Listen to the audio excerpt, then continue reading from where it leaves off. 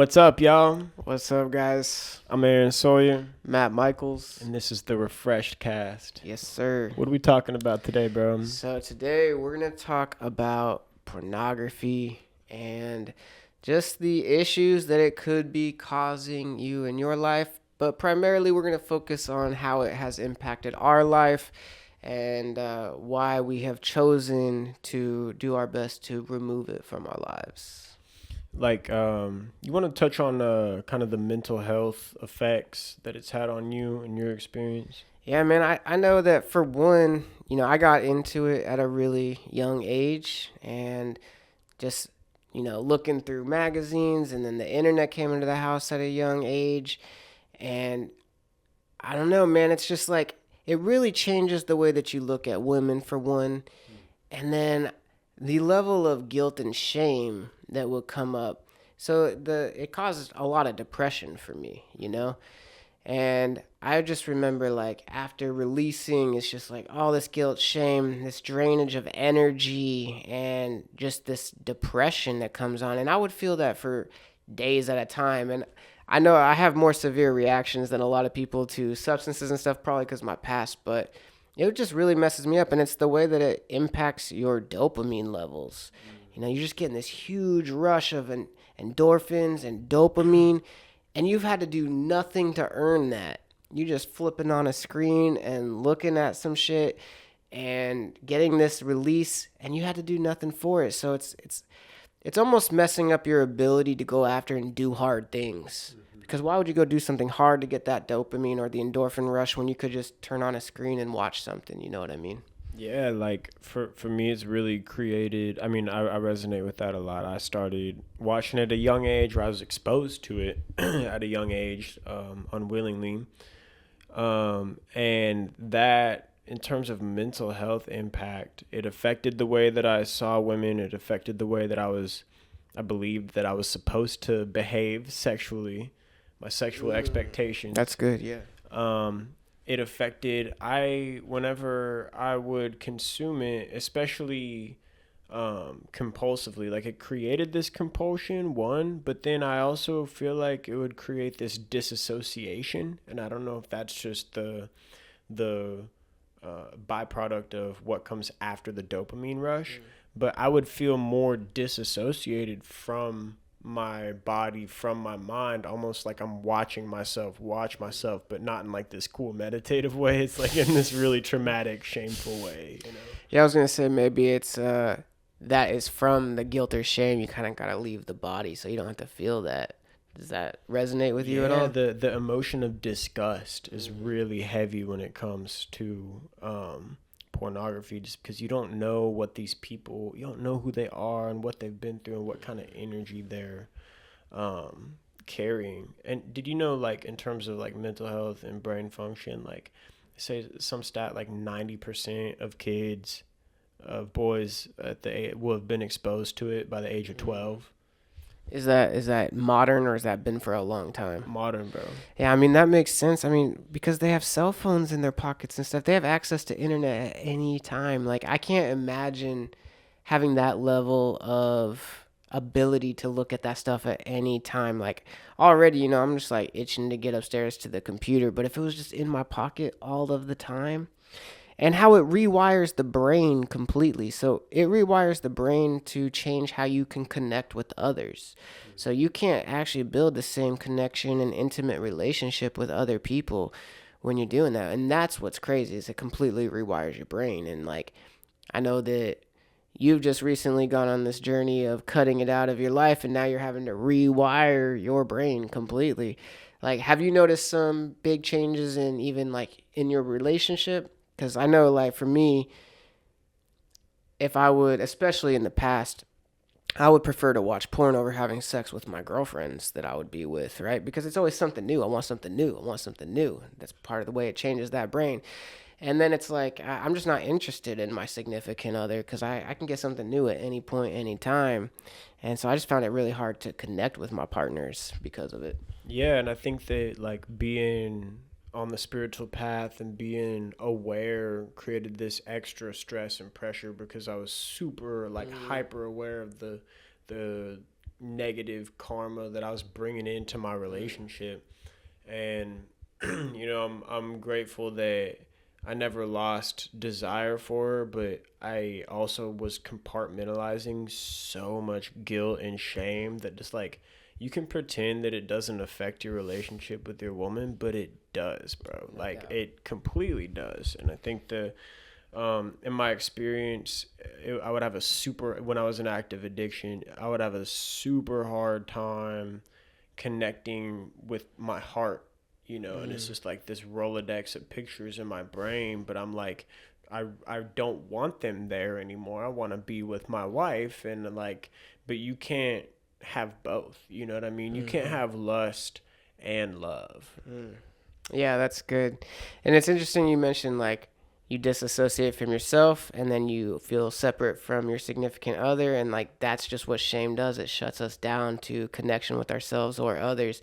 And it's interesting, like for me, even when I wasn't on a spiritual path, I didn't give a shit about any of that. I'm just like doing drugs, watching porn, and I didn't even think of it from a moral standpoint, and still I feel the guilt and shame from it. And so I wonder how many people actually get desensitized, or if everybody can actually relate to that guilt and shame, or is it just those of us that were born into like this Christian worldview and perspective? But as far as I know, everybody that I've ever talked to feels that guilt and shame with it. Yeah, and like it's we're talking about this off the podcast. It's levels, right? And those levels, the more, I mean, once you're in full blown porn addiction, like you don't know what you're gonna see. You can feel deep sadness and grief for what these women are experiencing or men are experiencing, and it can really mess with your perception of the world. Like whenever it basically comes in and controls your life, bro. Like it really distorts your worldview to the point where you're looking at everything through this hypersexual lens, when in reality you're just at the grocery store getting the cucumbers, man. Like just go get the cucumbers. Yeah, totally, man. And like you mentioned it too, how it, like no one talked to me about sex as a kid. No one taught me what sex was. I learned through pornography, and that's not even what sex is. So like I learned how to have sex through porn, and like I'm acting that out in high school with women, and just like they're getting no pleasure out of that. I know this now, like I'm not actually doing what women want. Like I have no idea how to please a woman for real, because I just watched all this pornography and thought this is what women want. And I think that happens with a lot of girls too. Like, oh, I'm supposed to be this way, I'm supposed to act this way, I'm supposed to make these noises. And it completely misses the point of true connection and intimacy and love. And it's just like this charade we're playing with one another based off of these scenes that we've watched. It's so wild to me. Yeah, I think that that brings us to a good point of like the conversation. If you have kids, like if you're a parent, that's something I didn't have. I didn't have that conversation or that trust built with my parents to, maybe the last decade of addiction would have been completely different if I'd have said, hey dad, I'm struggling with watching pornography, and so like if you're a parent out there and you got like kids that are going through puberty, like dude, age 12, you gotta really like have that conversation, because probably younger than that in this one. Yeah, and it's like, they're, because if you might have a really good kid who is hanging out with his friends and they flip on some porn, and just completely changes his life forever, and so I wish I had a little bit more trust with my parents and saying, hey, like I'm struggling with this, can you help me out? That really could have taken me off of a really detrimental path. Yeah, man, that's such a good point. Like, why is it so taboo for parents to talk to their kids about sex? Like, it's just a part of life. I don't have a child yet, but I definitely don't foresee it being hard or difficult for me to talk to my child about sex and what sex is and how it works and the deeper intricacies of it. Like, I just don't understand why, especially our parents' generations, these boomers, like, so afraid to have these types of conversations. Sorry, boomers. Yeah, we're not trying to ostracize you. I know there's some bloomers out there, but like it is true. Like it varies. People's perception of sex varies by generation, and like it goes from, don't speak about it to, free love, kind of like, oh, well, you could do whatever, whenever, with whoever, which will lead to its own set of unique issues, and then kind of that creates a little more moral strictness in the next generation where they'll kind of talk about it, but they'll lead it to the movies. They'll lead it to Hollywood to tell you about what true intimacy and sexuality should look like. And now, our generation, we are hypersexualized, as it gets, man. Yeah, like, for sure. I don't know if there's been a generation in modern times that's gone through what we've gone through with this. Just the younger one, the ones underneath us.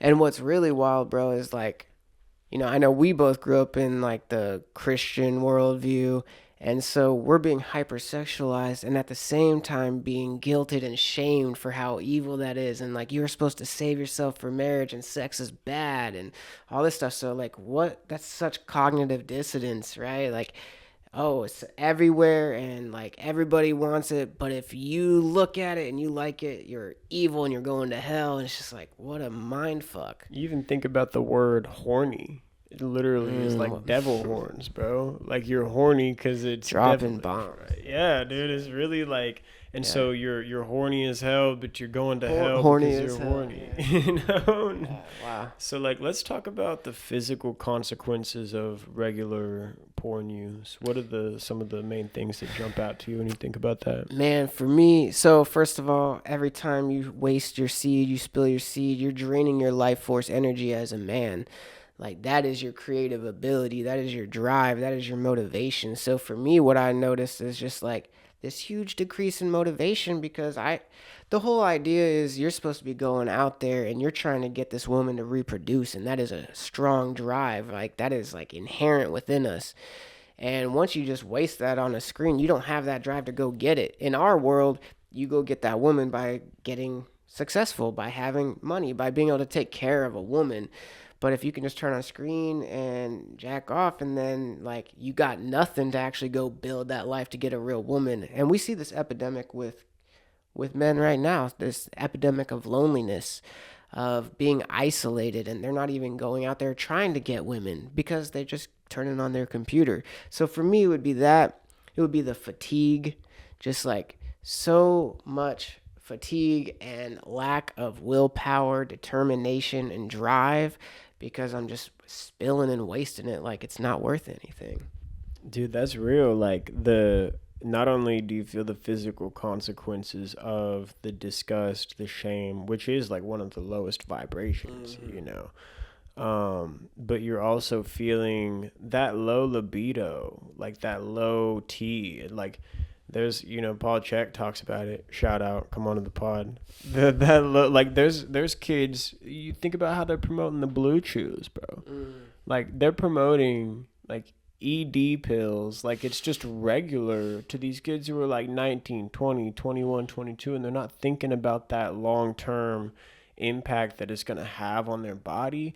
But because they're so programmed and hypersexualized, it's like normalized, and that can be super, super destructive. It's funny, dude. I was in therapy on Tuesday, and the therapist, we're talking about porn addiction, which is a great resource. If you have that, like, definitely just open up to a third party who's objective and not going to judge you because they've seen that before. But he's like, I've had some guys, their libido is completely shot, like completely gone, and they are in a way happy or glad that the libido is gone because they're like, I'd rather not have a libido than have to deal with wrestling these demons. And that's dark, bro. I'm gonna be honest, I've been there, bro. I've been there, like, where I couldn't even keep an erection or anything because I had no interest in this woman. I'm already familiar with this woman. I've already seen this woman. I've already been with this woman. I have no interest in that. And yeah, I would actually, And I also felt so much guilt and shame from the usage of the pornography that, yeah, I would go through these like month-long stints of having no sex drive. And for me, it's like, oh, this is like me actually living my best self. You know what I mean? Because I have no drive like that. So I can totally relate to that. That's been real for me for sure. Yeah, man, and it's real for a lot of people out there. Like, there's a lot of people aren't comfortable in opening up about it, which, we're going to get to kind of the importance of community around this. That's what's really gotten me to stop in this last, like the last year leading into the last few months where I was really able to put the full brakes on, has been like the people around me willing to talk about stuff like that. And like, man, yeah, I mean, you think back to like monks that are just like, let me just like castrate myself so I don't have to deal with this. And it's like, I think that in my experience, bro, the physical symptoms, a lot of it, or at least like the struggle back and forth, is like, I don't want to treat women this way. Like, I know I have a good heart. I don't want to view women as sexual objects. And that would create such anxiety within me, especially being around women. Like, whenever I was single, it was like, now I don't know how to behave around this woman because my body is so wired, and Yeah, and man. then can really affect your ability to take that deep breath, relax, and give women the space that they deserve. Man, I totally can relate to that too, especially like in high school and stuff. Like watching that kind of stuff definitely makes it that much harder to be around women and communicate with them. And just like, it's almost like it puts them up on a pedestal Mm-hmm. in a sense, but at the same time, demoralizing them. It's this interesting dichotomy with that. And I would say the other thing that I've known for a lot of men that I've talked to, and I know that I dealt with this especially in high school too, is like constant porn usage causes issues with pre-ejaculation, early ejaculation. Like you can't even contain yourself when you're actually having sex with a woman. It's just like instant. And when you do deeper research into that, that is a common symptom of porn addiction, is that you have no self-control, which that makes sense. That's like the on the other end of the spectrum. There's Aaron, like there's the dudes that can't ejaculate or can't get it up, and then there's the dudes that are just like, whoa, and like I really had to deal with that too.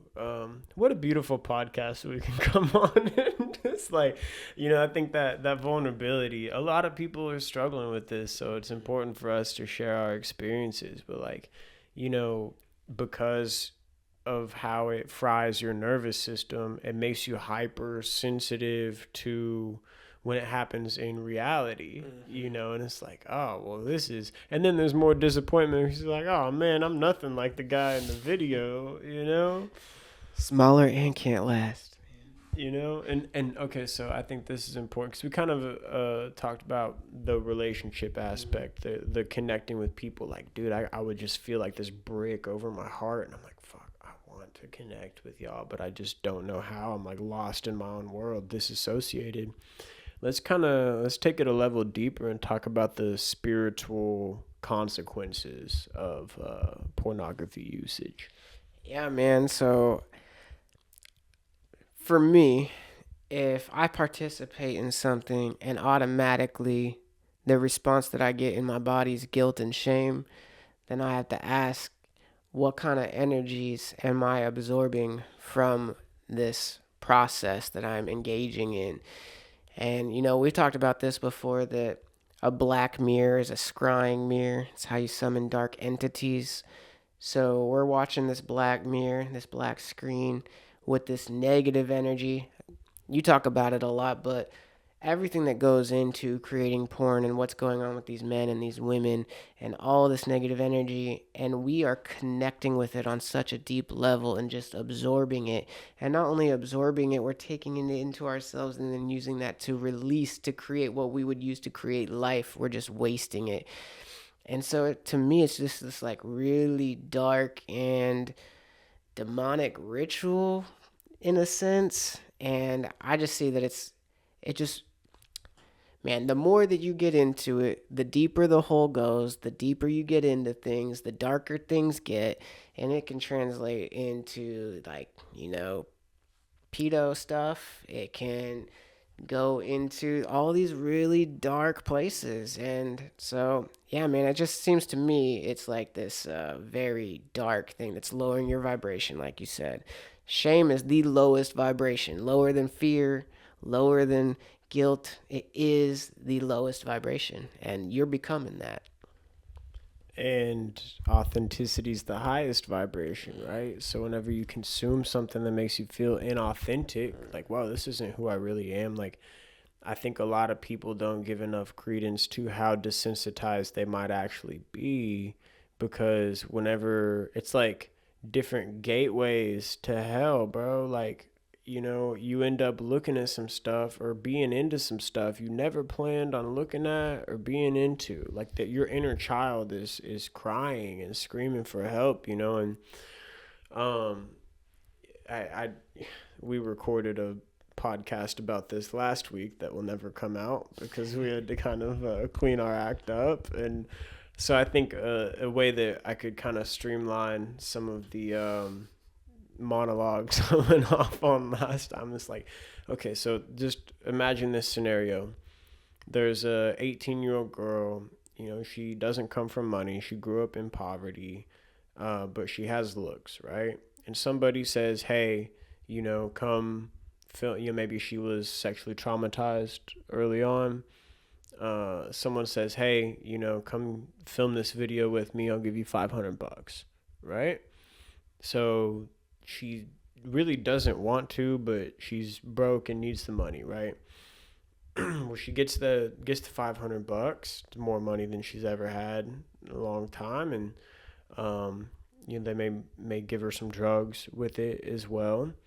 And then, from there, she's like, has this choice to like enter the pipeline or the funnel, and it's like, people don't like to talk about trafficking, but it's like one of the biggest industries that is happening like right under our nose, And then before you know it, she has to stay numb. She has to stay high on whatever she can get her hands on in order to continue to produce these films and this content, right?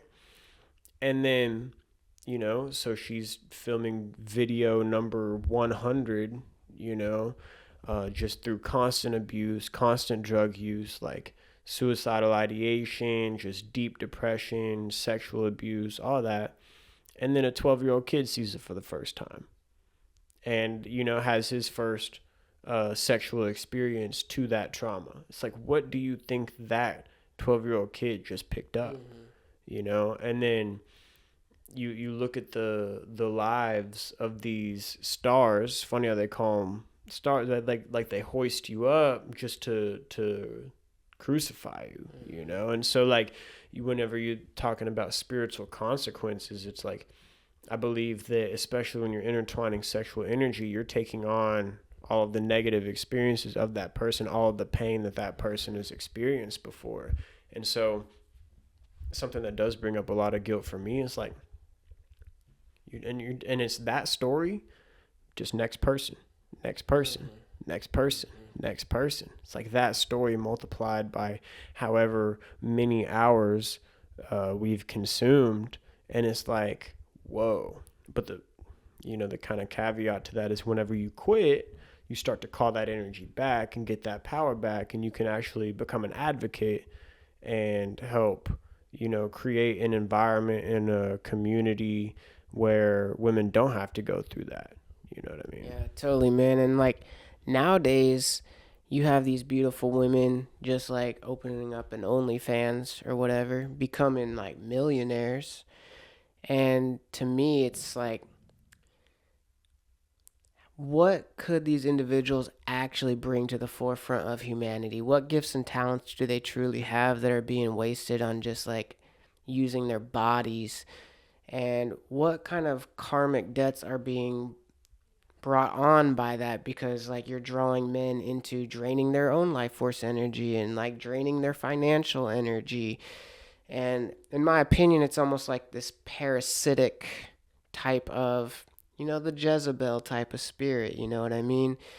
And so these women are flourishing financially, but at what cost to what's going on with their spirit? At what cost of what it's having on these other men that are engaging with it? And what gifts and talents are actually being lost? Like, what could they have actually brought to the world if they knew that they were worth way more than just their physical appearance? You know what I mean? Yeah, and like money addiction can be the same as porn addiction, where it's a infinite regression. It never ends. There's no amount that is going to satisfy you. Like, no amount of porn will ever make you feel fulfilled. You know, at least in my experience, I've never been like, well, wow, I've finally made it because I've watched enough porn. It's like I need more to not feel terrible about myself. And so like whenever you're making money from the standpoint of prostitution, sex work, stuff like that money is built on you're building a castle of sand. And especially whenever you don't have that, because I've learned through abstinence, and we're not like moral purists, bro. Like we were talking about that too. I'm not like, oh, you bad, going to hell. It's like, and it's really hard to draw that line whenever you're not like caught up in a certain ideology. You're just trying to find the truth. I'm just a regular human trying to find the truth like everybody else. And whenever you apply some abstinence, you get put in this state of grace. Like so many things have been opening up for me in my life just because of me saying no to these few things that controlled my life for a decade plus, you know? Yeah, man, that comes back into how it just drains your energy. So, and that's the energy that comes to you too. And that's the whole issue with addiction in general. So, whether we're talking about addiction to pornography or marijuana or alcohol or sex or anything, that addiction is draining you of your life force energy. It's keeping you from the things that your heart truly desires. You're getting the short term gratification at the expense of actually stepping into what you truly want and what your true purpose is. And yeah, let's talk a little bit about the addiction aspect of not only pornography, but just addiction in general and how that plays out. So, what's been your experience like? When did you get hooked on it, and have you been off and on, or have you just kind of been hooked on it forever? Yeah, I mean, like, whenever it started was I was shown Eyes Wide Shut at the age of 5 or 6. I was at my neighbor's house, and that really kind of, I mean, it was like that orgy scene, and I like that was my first experience. I mean, I was way too young, you know, and that subconsciously was implanted in me, and I don't even remember the rest of the night. So like who knows what happened, right? And that kind of stuff will like now you feel impure, and especially with that Christian programming, you're like, well, I'm a sinner. I'm a sinner now, you know. And then I got my first iPod at age 12, I think. And that was whenever the addiction really started ramping up, you know, like it went, you know, getting onto Showtime whenever my parents are gone, where they didn't show the actual penetration, but it was still like naked bodies and stuff. Yeah. And then that just led to a full blown addiction when I had an iPad. Like I'm talking maybe every day, every other day. Couldn't go more than 3 days without masturbating. And that lasted all the way up until, I mean, like college was when I realized, shout out to Rebel Yoga in Broken Arrow. There was a sticker that my first yoga mentor had on his desk. It said, "Porn kills love." And I was like, huh. You know, I hadn't really thought about it. And then I started to think about it. And then that led to even more shame and more guilt, because I'm like, oh, now I know I'm not supposed to be doing this, but I can't stop. You know, you feel helpless, and you feel like you have no self-control, which is a major part of the spiritual path, you know. And then that led to me kind of becoming the spiritual guy who was still addicted to porn and tried to make women feel safe, but their nervous systems are still like, yeah, something's up, you know. And I'm like, you know. And then I met Rebel, who's now my wife, and I didn't even tell her that I was still in active addiction. And that really, it hurt her, but she was understanding, and then here's another problem. I didn't tell her when I relapsed, because I thought, oh, well, now that I've told her, like, it'll be gone, surely I won't do it again. But, like, that's not how addiction works, bro. Like, you can't just clear up a 14-year addiction in a couple of months. It's just not.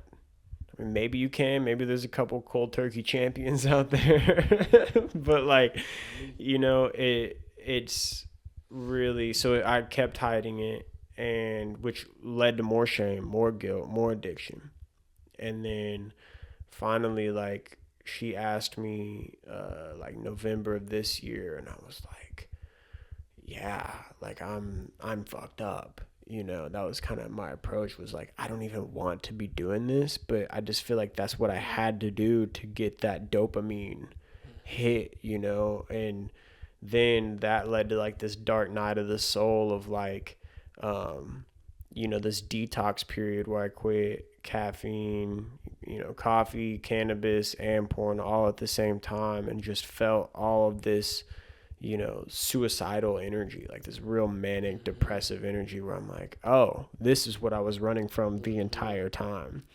And now, like 6 or 7 weeks porn free, but I'm guilty of testing, which is a OCD term where, like, you're like, okay, well, no, it's important, but I'll, like, see how close I can get, and that in itself.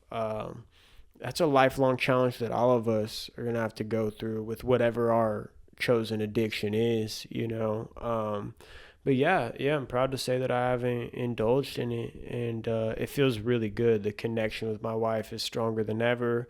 My self confidence is stronger than ever. It feels so good for that to not have to be a problem of, like, oh, how do I interact with this woman? It's like, no, I'm good. And I was really surprised at how quickly I came back. Like, after a few days of not consuming it, I'm like, oh, I'm good. Like, this is the man that I always wanted to be. Let's keep the ball rolling. What about you, Bill? Yeah, I also started at a really young age. Man, I remember just being turned on by like Disney movies and stuff. They always got the hot girls with the big breasts and stuff. Like, they do that stuff on purpose, all the subliminal images. I remember always, like, finding any nudity scenes in movies and pausing it. And then I also met a friend at a very young age. We met at like 3 or 4 riding bikes, and he just introduced me to, like, all of it. And we got a computer at a really young age, and it's just on there. But I remember just being at, like, I have this core memory of being at the eye doctor, and they have some magazines in there, and I'm just always trying to find, like, the pages where they were wearing bras and things like that. Like, I'm just obsessed with it. It's just the weirdest thing at such a young age, and started masturbating at a very young age. And it's just continuously followed me, and it got bad, man. Like, even in elementary school, middle school, it's like several times a day. Like, just like this almost compulsion. Talk about OCD. And there's no real thought in it. It was just something that I had to do, and I didn't really think about it. And once I had a computer upstairs, I just was like, it's just constant. Um, and yeah, it really just continued to progress, and I didn't ever really think about trying to stop. I didn't think about it being an issue all through high school or anything. It's just normal. Um, and into well, I tried to go to college for a bit, but it's like the same thing, man. Just like being alone in the dorm room, and how smoking weed, doing drugs, watching porn. It's just like this daily thing that I always do, and isolating from others to do it. Once I started to, like, get on this healing journey, and I really saw how it was wrecking all of my relationships throughout my whole life. Like I said earlier, I would choose pornography over having sex with a real person, and I think that's more normal than we think, but that's a dark place to be.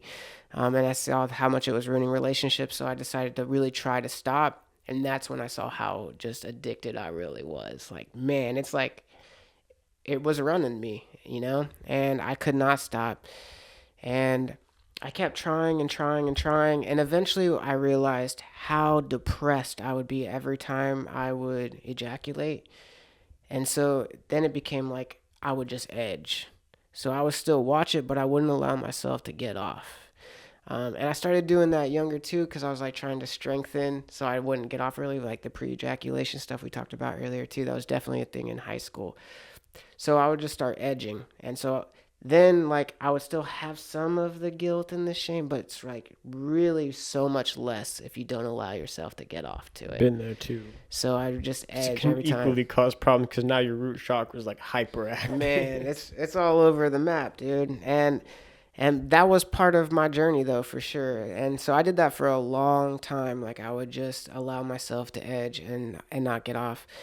And it really wasn't until I got deep into spirituality, started to have my spiritual awakening during my healing journey, that I really started to take it seriously. And there was absolutely no way that I could stop. I might go a couple of days or something like that, but it would always come back around. So I had to get something on my devices to keep me blocked from it. And so I had reached out to a friend of mine to be like the porn buddy or whatever. So like basically anytime I went somewhere, I would send him screenshots, but it blocks me from all the main sites. And that was the only way I got an extended amount of time off of it. And that was late 20s. So about 27, 28 is when I got those, and that's what helped me the most. And I've pretty much continued with that, and there's been some relapses here and there, but that has been huge for me. And then you talk about testing, like that's what I struggle with today at times. It's like when you're dopamine seeking and you're not even aware of it, and so you're just like looking at chicks just for the dopamine hit of it, and that can lead to other things so quickly. And the only reason I haven't had like true relapse is because I have those things on my devices, those blockers. But I've had, like I had gotten a new phone, so I didn't have the blocker on there. I'm like going through it, and you best believe I got on and I was looking at porn, right? And that's how much of a hold it still has on me, that I have to have these things in place. Um, it's also been a huge blessing to just be able to have this open dialogue with Callan from day one. Like this is a issue that I have. Like I've had it my whole life, and I'm doing everything in my willpower to change that and make it not an issue. And I've been doing really well for the past few years because I have these blocks on my devices. And so she started being the one to hold me accountable, and that was kind of weird and awkward at a time, but the level of depth and intimacy it's created in our relationship to where that can be talked about and discussed, and she always knows where I'm at with it, has been awesome, man. So this is definitely the most free that I've ever been for the past few years, and that feels really good. So, but I'm with you on the testing, man. That's real. It's hard out here with like, you're just on Instagram. It's put in your face like 24/7. Just like a hot girl posts a picture of her in a bikini, and it's just like it just like triggers that inherent need. It's wild. Dude, that's a beautiful story, man. I mean, just like that journey from, it seems that the one of the underlying themes is we both were set up for failure, quote unquote, for lack of a better term. We were both heavily programmed, and it wasn't our choice, and that's, my heart goes out to all those young kids and adults that have experienced the same thing, because it's like all of a sudden it's like someone transfers their hypersexual fixation onto you, and it keeps that cycle going. And yeah, I mean, I'm 26, about to be 27, and so it does feel really good to have like reached a new level of maturity when it comes to the openness about it, the vulnerability. Like I'm not trying to hide it anymore, and I think that's huge, because a lot of people, they feel like so shameful about it, they'd rather just not talk about it, and community, like porn blockers have helped me significantly as well. I definitely recommend that you guys go download Covenant Eyes and Ever Accountable. And community, being able to, go to something like the men's group that we have. If you're in Tulsa and you're a man that's seeing this, that has been huge, because it gave me a safe space for people to hear me and not judge me. And then now other people are open and vulnerable about it too. And it's like, some people do want to change it, some people don't, but it's created a dialogue, which I've never had before, or I had people actively encouraging it, which is even worse, And, something I do want to touch on, like, I would watch porn and then I'd feel guilty about it, and then I'd go do drugs.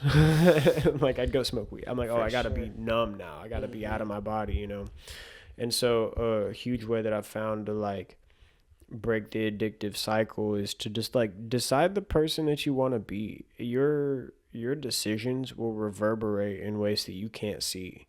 All of a sudden, you'll notice other people start to lower their consumption or try to completely eliminate it. You'll see women stop sexualizing themselves so much. And whenever you look through life through a spiritual lens of, like, oh, this is, God embodied, or this my sister, like, in Christ, or whatever it is, like, it kind of takes those glasses off, and it can be super helpful for everybody around you. And the final thing is, dude, like, it is a multi-billion-dollar industry, and we are definitely, if you're like one of those, screw the system guys, like, we're being farmed for our energy. And I was the conspiracy theorist that wanted to take down the system, but I'm over here, indulging in one of the simplest ways to stop the satanic system from moving, And so, if you're tired of being farmed on and profited off of, I would definitely recommend you take a deep breath and look at where you really want to be putting your energy towards. I want to build a holistic health empire with my dog, and, like, build this amazing record label that protects artists, and, like, do all this amazing stuff and travel the world and help people heal.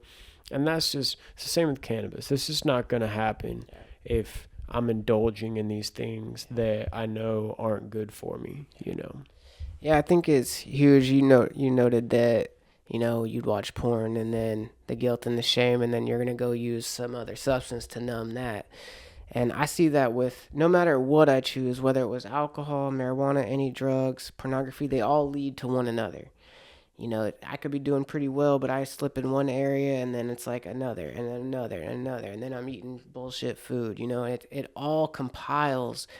And I think it's really important to note that the addiction is the coping mechanism for the deeper wounds inside. And if we're not addressing those deeper wounds and we're just white knuckling it, then it's constantly going to be an issue. And, I've been in this journey for a long time, and a lot of people are like, oh, you're cutting all this out, and you're cutting out all the fun food. You're cutting out all the fun food. You're cutting out drugs. You're cutting out alcohol. You're cutting out all this stuff that's fun. And so your life is so restrictive, but it's freedom. Like, when you build that kind of discipline and you no longer need these things to get by, that is true freedom. It's not fun to be addicted to these things and need them to cope with life. What's awesome is when you can actually go and do the things that you want to do in life and achieve the things that you want to achieve, and you don't need anything outside of yourself to help you cope with these things because you've actually dealt with it. And I'm not saying I've gotten there. I'm a work in progress like everybody else, but I'm the furthest that I've ever been.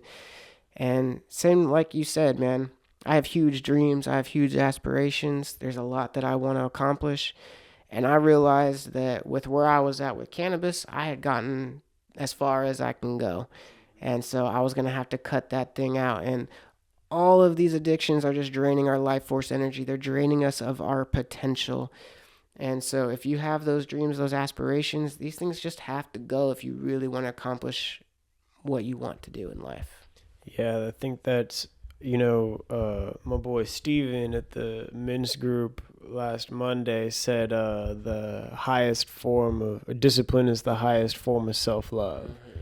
And that stuck with me, bro. Like, because if it's, it's just so wild how eating like shit can lead to you in this detox process, I'm trying to heal this gut, so leaky gut that I got from all the stress and the coffee, and I'm like, eat something that I know I'm not supposed to eat, and then you feel it in your stomach. You're like, well, now I feel like I need to go smoke weed so I don't feel this, and it's like, oh my god. And then, when you start smoking weed, you wake up and you're like already numb, so porn isn't as big of a deal, and so like I'd say for those that want to quit the addictive cycle, like find your why, remind yourself of the reasons why you want to stop, and create an open line of communication and accountability.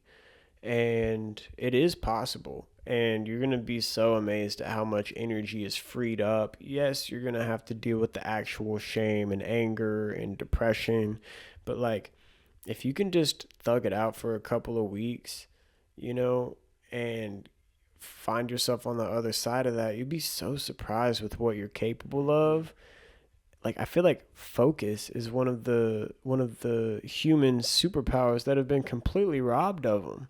Like, a human being is capable of so much whenever they are focused. Nothing is more dangerous and awesome than a deeply focused man or woman. And I think that's kind of the war that our generation and the ones coming after us have to go through. It's that war on our focus and our energy. And that's good, man, because that focus is your dopamine. That drive is your dopamine. And so when we're doing social media all the time, we're smoking, we're drinking, we're looking at porn, you are just creating these huge dopamine highs, these huge dopamine lows, all these imbalances. And of course, we can't focus. We're all over the map, man. I remember thinking that all the time, like, man, why can I not focus on anything? It's just because it's like ding, ding, ding, ding, just like a ping pong ball with that stuff, man. So, yeah, definitely it can be done. I would also say, like Aaron said, the community is huge, especially a non judgmental community. Like, we have people coming in that don't want to change that. They're not even thinking about it. We have some that do. And it's always just unconditional love and support regardless. And it's that love and that support that actually draws people to want to change and become the better version of themselves. So, you know, when we're talking about these conversations, it's not about guilting or shaming you or even women that perform for it. It has nothing to do with that. It's all love and just we want to see ourselves improve. We want to see the world improve. And we all want to see that 100% authenticity, unconditional self-love. And that's how we change the world. Yeah, bro. Like, we're definitely not trying to dog on sex workers or people that have been through, or people that are in active addiction. And it's just the next step in our spiritual journey is saying, let me take my energy back. And it's kind of like reversing that trauma of being hypersexualized. Like, I'm just tired of being hypersexualized, bro. I want to live a different life and like create something of deep value for the world and give other people a space for them to express their gifts. So yeah, definitely no shade, because we got love for all people, man. That is the spiritual journey, is how do I love everybody, So comment, like, subscribe, dude, reach out to us if share you have your questions. experiences. Share your experiences. Reach out to us if you're in the Tulsa, Oklahoma area. Come to the men's group. Highly recommend it. Start to find your community, and that's what we are building here. This is very early on in the process. We know it's going to be something amazing. So definitely reach out to us if you're struggling. Like, you are heard, and it's just time for people to be seen and know that they're seen. 100% love, light, and healing, man. All right, refresh, cast out.